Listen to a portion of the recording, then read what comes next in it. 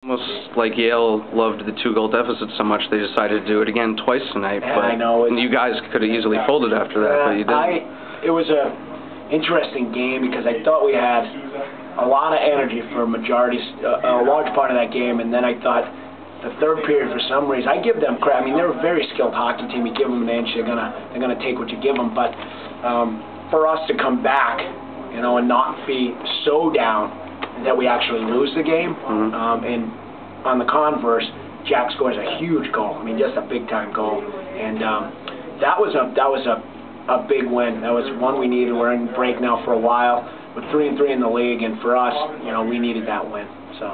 You were able to shut down their top scorers tonight. Did you make a particular effort to front O'Neill on that shot at the top of the left circle a little bit more tonight? Yeah, we had to. But I mean, they still those kids are, him and Miller are dynamic players, so they're scary every time they're on the ice. Like you'd like to think at home, like we tried to get Wall and Robertson out there more so than a line. It's hard to get a line out there per se, but I think defensive pairing against those guys is more important. But still, I mean, I'm sure they had some chances, but to hold them off, I mean, obviously that allows us to have success. But like I said, they're a dynamic team. So for us, that was a really successful night. Did you have a feeling that a power play was going to be coming your way going into the third without having one yet?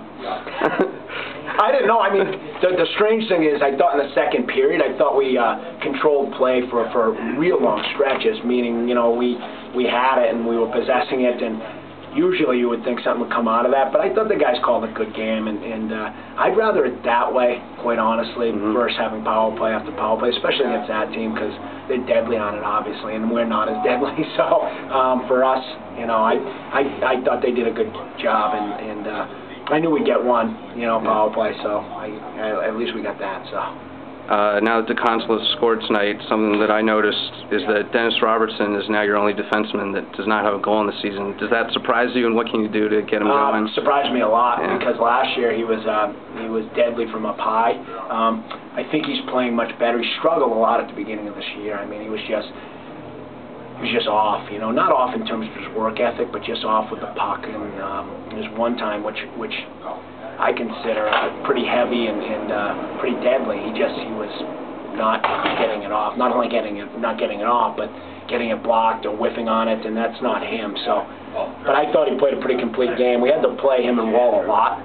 Bouvigno was hurt in the first period of the last game against him. So for us, we were playing a lot of young kids back there, or guys that don't have a lot of experience. So they played a lot of minutes. You've pretty much been Yale's toughest rival, toughest games in the last few years. Harvard and Quinnipiac seem the more obvious rivals, but is that a point that you look at when you're promoting your program? Yeah, we make it a rivalry. Whether they think it is or not, we consider it one. And when you play a team as much as we have in the last 2 and a couple months that I've been here, I mean, we played them a ton. So it develops a rivalry, because it develops animosity, because it develops a type of attitude where when we go out there, we know they're good, but we want to prove to people how good we are. So, the guys take it to heart, and that's the way I coach. Also, in some aspects, I'm almost too emotional at times, but I think your team takes on your persona. And we don't back down from anyone. So, yeah, we love playing Yale. I play them all the time, because I know we're going to get a good effort out of our guys.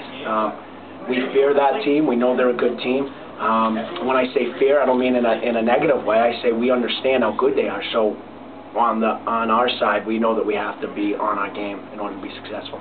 You guys, your players do the same things at the football games that those guys do here? I mean, the support tonight was great. It was a big night for us. It was 50th anniversary of this rink, and there were a lot of alums back. I mean, there were 400+ alums. A lot of the guys that played the original seasons in this rink, and for them to be able to see us play at a pretty high level, I thought, for a majority of that game tonight, it's just...